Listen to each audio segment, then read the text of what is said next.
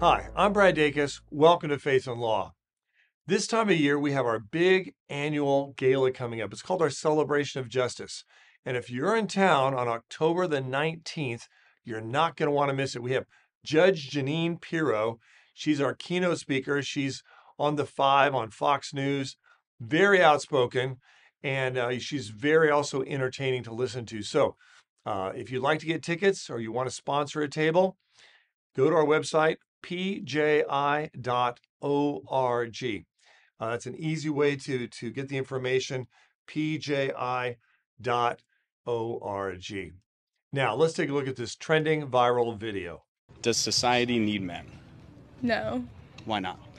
Women can reproduce without them. You can reproduce without Really? them? Yeah. Can you explain that a little? I know you can use like our bone marrow to reproduce and then have it inseminated into us. You know, there's instead a of much men. easier way of doing it. Yeah. Oh, it's the first time I've heard of that. But Yeah. maybe. Folks, that's a little disturbing to see our society that twisted, that we are actually that independent and rebellious of the laws of nature and nature's God and our Creator. I mean, the idea that someone would want to have a bone marrow transplant procedure to be able to have a baby without having a man, that shows that we have a real twisted society. The fact is, God made us male and female, and he made us so that we need each other. And it's a beautiful thing. It's a wonderful thing. Yet Satan loves to destroy and twist that which God says is good. And we see it so much.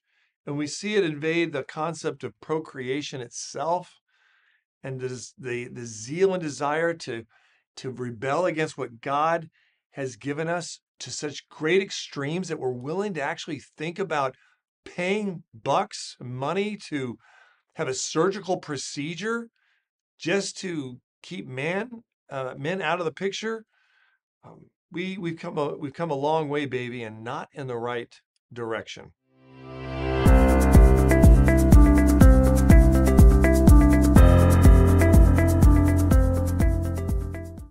Now, Newsmax just published an article recently addressing how Olympians, not just any Olympians, but specifically Olympians from the United States of America, representing the United States of America, have been exposing themselves partially naked, totally naked, on a website.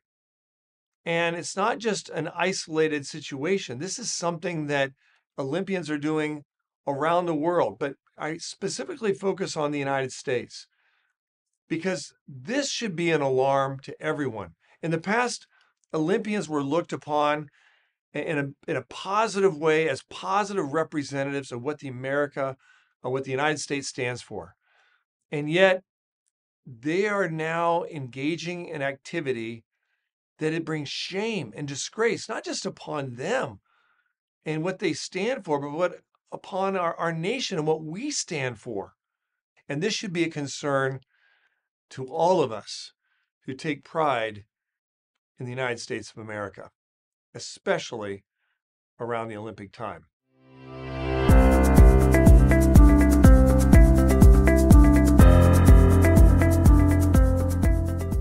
Well, we in the United States definitely do have our battles, without question. And we at Pacific Justice Institute have over 260 cases in active litigation coast to coast. But one of them in particular I find intriguing. It's coming out of the state of Oregon. Our attorney, Ray Hacku, is involved in a major case there in Oregon, and it's dealing with the ability for Christian families, for a Christian couple, to be able to adopt or have children who are foster children. And the reason they're not allowed to, it's because of their faith. I'd like to now welcome to the program attorney Ray Hacku. Ray, welcome to the show. Tell me, does it feel like the traditional family values are being targeted harder than ever before when we look at this case? Well, the state has a requirement that foster parents provide affirming care to LGBT children. Affirming means, if a boy self-identifies as a girl or vice versa, they have to use that child's pronouns. They have to use that, have to let that child dress the way they want to dress. That's their quote unquote gender expression. And so my clients, Sean and Teresa Kellum, were not willing to do that. They believe that the Bible prohibits that. And you know, they're not going to tell a boy that he's a girl or a girl that that she's a boy. They're going to, they believe to do that causes children to go down a very bad path. And they believe what the Bible says in Matthew 18:6 about causing children to stumble, that it would be better for a millstone to be thrown around a person's neck and that person to be drowned in the depths of the sea. They don't want to do that. They want to speak the truth in love. They want to be able to take care of children in a manner that is consistent with their faith. And the law on the books allows Christian foster parents to do that very thing. Now, why would the state of Oregon deny Christians the right to participate in foster care? Well, during the administrative hearing at the very beginning of this case, the Oregon Department of Human Services brought in the head of Oregon's Thornbecker Children's Center to actually testify about the psychology of LGBT children. And, they talked about caregiver rejection and the nasty effects it has on that. And the administrative law judge found that persuasive. However, I think there are studies that show, more recent studies that show that if a child transitions from boy to girl or girl to boy, not that they actually can transition, but, if they start taking the hormones and start living it as the opposite sex, they're more likely to kill themselves. They're more likely to, in fact, they're 12 times more likely to kill themselves. So, so affirming this can actually have harmful consequences. And unfortunately, the courts here in the state of Oregon don't quite see that yet. Okay, so Ray, is it actually true that LGBTQ youth are more likely to harm themselves if they have a loving Christian couple overseeing them, taking care of them? Well, the state of Oregon seems to think that Christian teachings are dangerous to kids, and nothing could be further from the truth. In fact, the Supreme Court recognized in the case that made same-sex marriage legal nationwide that many people who believe same-sex marriage to be wrong do so based on, and I quote, decent and honorable religious and philosophical premises. So, decent and honorable. Let's focus on those two words. Okay, these people aren't hate mongers. Okay, they don't. They want to treat LGBT people, children especially, with dignity and kindness and compassion. They don't. They share the state's concerns. They don't want to see LGBT kids harm themselves, but they also don't want to send kids down a self-destructive path either, one that could lead to self-harm because affirming this behavior doesn't necessarily help them. In fact, there's court cases out there that say that show that children don't always make the best decisions for themselves. That's why they need adult guidance. They need it's not the adult's job to just rubber stamp whatever the child wants. Boom, here you go, have a nice day. The child there's a reason why the child needs guidance. um, an adult needs to be able to steer the child in the right direction, and not just let the child do whatever he or she wants. There's a lot of people frustrated when they hear about things like this. How can the audience get involved in this kind of a matter and support the work of PJI? Well, for starters, donate to PJI. We're going to be, I can easily see this organization devoting a lot of resources to this issue in the future. We're already starting to, as you can see, but, a lot of, there are a lot of families out there that don't have the funds to hire a lawyer and go after the state And the state is a pretty powerful entity. It's got teams of people on its side. It's got a large war chest of taxpayer dollars that it can use. And so PJI, we're a growing organization, but we're still a small organization. And so in order to be able to take on the Goliath that is the state, we need some rocks to put in our slingshot, and that certainly helps in the form of dollars that help us pay legal fees for these kinds of families, hire experts, even perhaps even bring new attorneys on board who can handle a large workload. Ray, I know we like to empower parents out there. What resources do we have at pji.org that could really help empower parents addressing issues like these? Well, they can reach out to PJI through the Pacific Justice Institute through our website, pacificjustice.org. They have a tab up there that says request assistance or something to that effect. So if they need help, we have a number of attorneys across the nation. I'm based in Oregon, but we've got people in California, Washington, Nevada, Colorado, Texas, Illinois. I mean, Florida. I could probably sit here for a long time. I don't name all the states. Might even miss a few, but we've got attorneys in a number of states. So whichever attorney happens to be in your region and is probably the best one to reach out to, or in your region, in your specific region or state. And if there's not an attorney in your state, we'll certainly work with you to try to find one who is, because PJI also has a network of affiliate attorneys, people who aren't necessarily on our staff, but who certainly help us out in the instance that something comes up in a case where we don't have an office or and that sort of thing. Well, Ray, thank you very much for the work that you're doing. I know we're going to watch this very, very carefully, and keep up the great work. Now, another sensitive issue we're handling all the time at PJI is protecting the preborn from being aborted. And we have someone right now to welcome to the program to talk about this, Christine Yergan. She has a podcast called Speak Out, and that's exactly what she does, and it's what she's going to do with us right now, addressing this very important issue. Christine, tell me, how'd you get involved in the pro-life movement? Oh, gosh. So when I was 20 years old, I had my own unplanned pregnancy.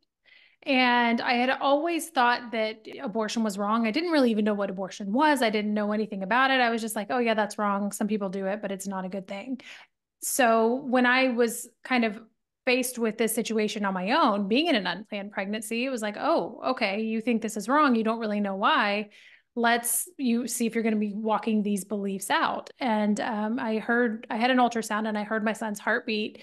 And when I heard his heartbeat, I kind of was like, that's a totally different life. Like, that is not my life. That's not my heartbeat. And that is not my life to take.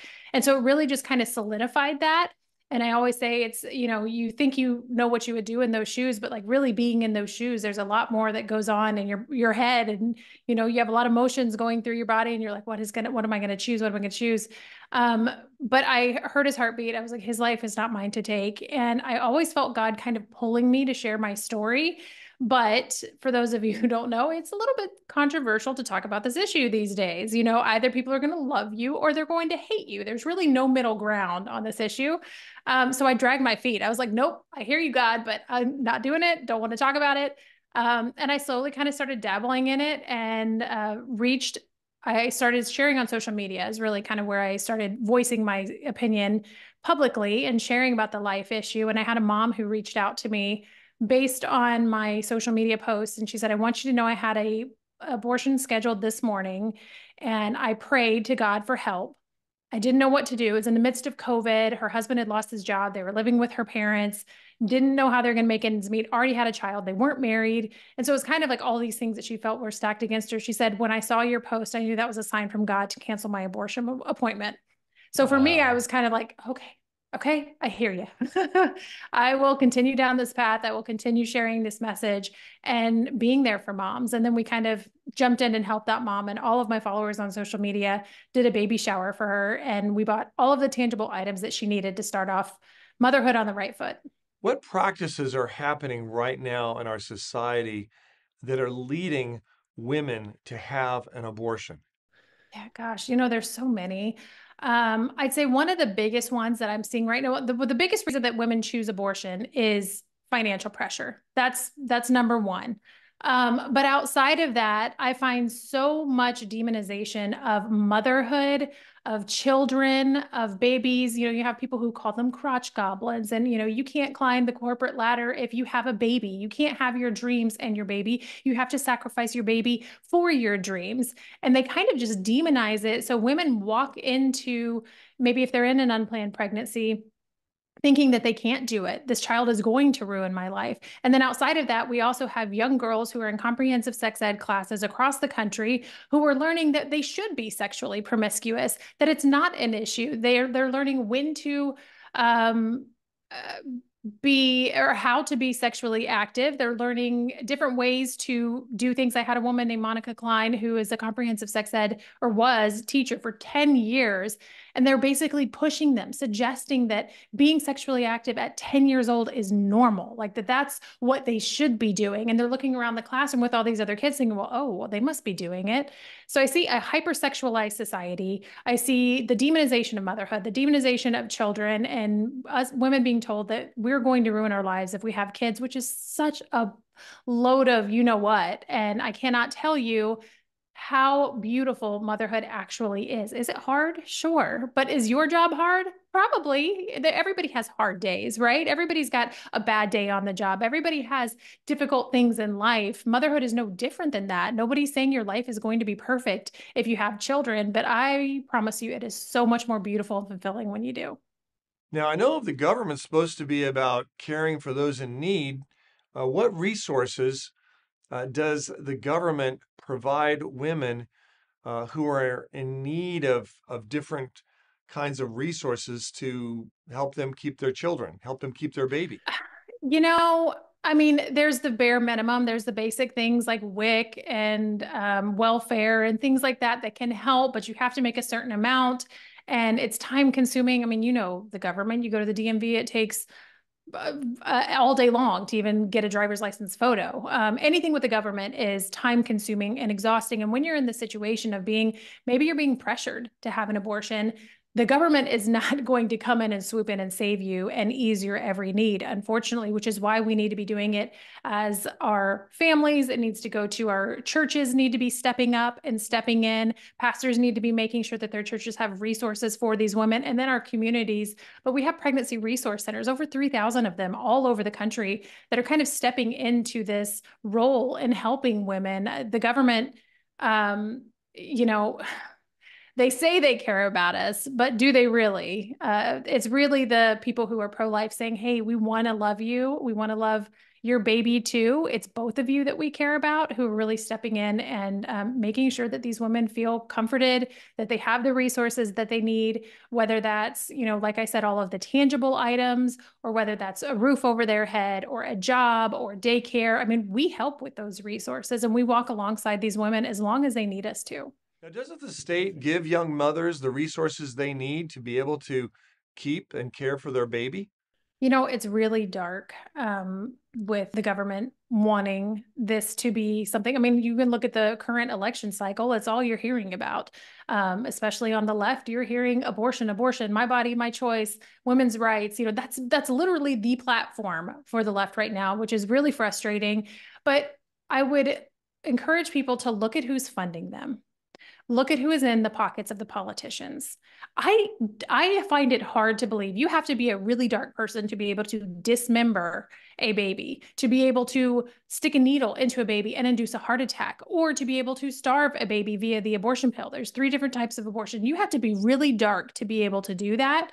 And I find it hard to believe that even those who are pro-abortion could sit there and watch that and be okay with it. Out of sight, out of mind. If it's behind a doctor's door, they don't have to think about it as much, but if they had to watch it, I don't think that they would be okay with it. Planned Parenthood knows what they do. They know what they're doing, and they are funding these politicians. They're funding their campaigns, and they're making sure that their message is being spread by those who are running for office. And it's really sad that we see Planned Parenthood basically running the left and being a pro-abortion party. Okay, so why would the government want to encourage girls and women to have an abortion? Sometimes all a young woman needs to hear is, I'm here for you. How can I help? That is one of the most powerful sentences you can say to a woman in these shoes. And you don't ever know who this woman is going to be. Maybe you meet her in an elevator. Maybe she's in a classroom. Maybe she's on your college campus. Maybe you work with her. I'm here for you. How can I help? Because the fears are real sometimes when you're in these shoes. Maybe you have a partner who is pressuring you to have an abortion, or an abusive partner, or you can't feed the 3 kids who are at your house already. You don't know how you're going to have a 4th child. There's a lot of emotions that go along with having an unplanned pregnancy sometimes, and even excitement. Sometimes there's excitement mixed in with all of that, and how confusing to be, excited but scared and nervous and uncertain. So I think really the biggest thing is knowing what resources are available, letting these women know that you'll walk alongside them. It's time consuming sometimes to be on the side of life, because we're the ones who go and help find these resources. We say, hey, I'll take you to lunch and I'm going to show you everything that's available. I've educated myself to know what's available in my area so that then I can help a woman when she comes alongside me. And that is so, so important that we know what's around us, what resources there are, what pregnancy centers there are.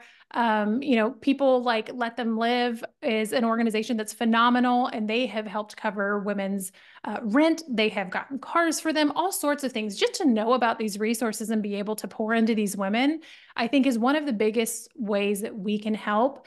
And just being there for them. I mean, it takes no effort to say, hey, there's an abortion clinic around the street. I mean, it's so easy to be pro-abortion. Hey, go handle it. That's a problem. Like, go take care of it. I don't have to do anything. I can still lay on my couch and watch whatever series I'm watching. But we, on the other hand, say we value you and we value that unborn baby in your life. So we're here to help. Christine, thank you so much for being on the program, and keep up the great work on your podcast, Speak Out. God bless. Well, folks, we at Pacific Justice Institute, we're here to help. We're here to serve. So if you have an issue involving religious freedom, parents' rights, or the sanctity of human life, don't hesitate to contact us. You can go straight to our website, pji.org.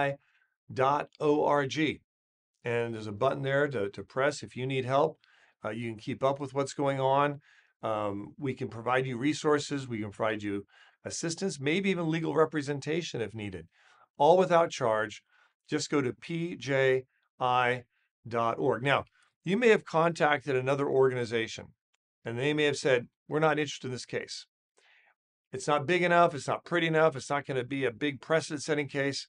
Whatever reason they give you, still don't hesitate to contact us, because one thing that makes us unique at PJI is we work hard to make sure that everyone gets help, that no one is left on the side of the road when it comes to these basic areas of religious freedom, parents' rights against the government, the sanctity of human life.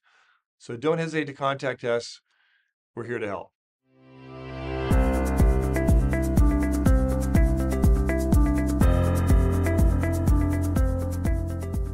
Now, let's take a look at what God's Word says about our attitude in dealing with these kinds of issues.